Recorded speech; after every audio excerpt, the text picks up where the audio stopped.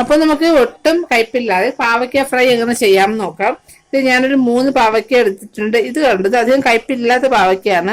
നിങ്ങൾക്ക് നല്ല green colour പാവയ്ക്ക കിട്ടും. അതിന് കയ്പ് കൂടിയ പാവയ്ക്കയാണ്. അപ്പൊ അതായാലും പ്രശ്നമൊന്നുമില്ല. അതിനായാലും നമ്മൾ ചെയ്ത് കഴിയുമ്പോൾ വലിയ കയ്പൊന്നും ഉണ്ടാവില്ല. അപ്പൊ ഇത് ഞാൻ ഒരു 3 പാവയ്ക്ക ഇതുപോലെ കനം കുറച്ച് വട്ടത്തിന് കട്ട് ചെയ്തെടുത്തതാണ്. മാക്സിമം ഇതിനകത്തുള്ള ഭാഗം എടുത്ത് കളയാൻ നോക്കണം. ഞാൻ എല്ലാം കളഞ്ഞിട്ടില്ല കേട്ടോ. അപ്പൊ അതുപോലെ ഇതങ്ങ് മാക്സിമം മാറ്റാൻ നോക്കുക.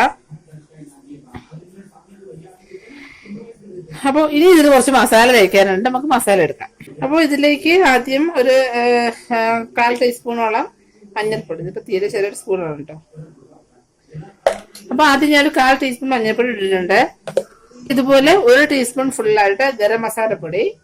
ഇനി 1 ടീസ്പൂൺ മുളക് പൊടി. മുളക് പൊടി നിങ്ങളുടെ എരിവിനനുസരിച്ച് എടുക്കാം കേട്ടോ. അധികം എരിവ് വേണ്ട.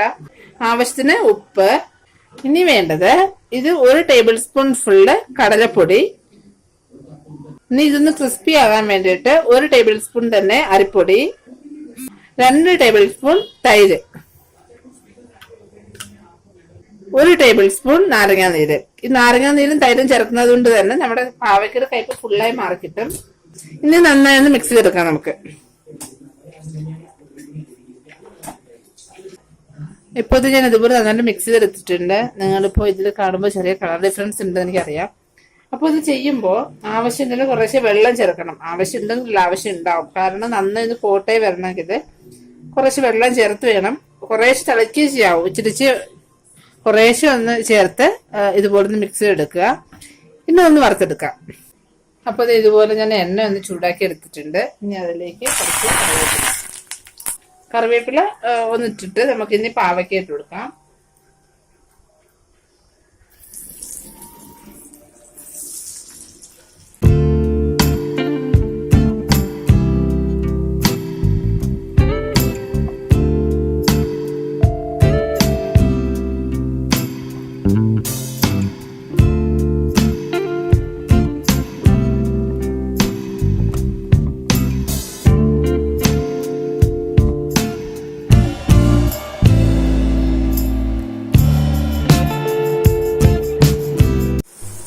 അപ്പോൾ ഇത് നന്നായി ഫ്രൈ ആയി വന്നിട്ടുണ്ട്. ഒരുപാട് കറിയരുത്. നമുക്ക് ഇതിന് കോരിയെടുക്കാം.